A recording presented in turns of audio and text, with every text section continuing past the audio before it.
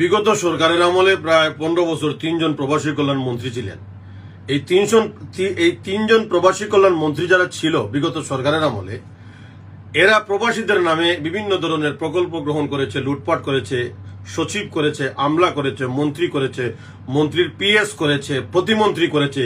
তাই বিগত 15 বছর যারা প্রবাসীদের নামে লুটপাট করেছে তাদের হিসাব এখনো আপনারা কেউ দেন নাই।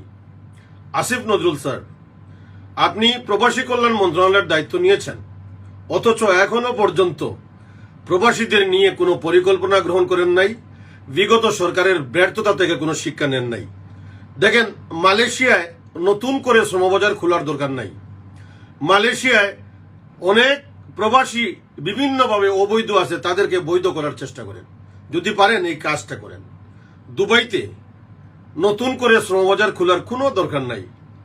যারা ট্রান্সফার নিয়ে ভিসা ক্যান্সেল করে বিভিন্নভাবে বিপদের মধ্যে আছে, কোম্পানি ব্লক, লাইসেন্স ক্যান্সেল, তাদেরকে বৈধ করার চেষ্টা করুন।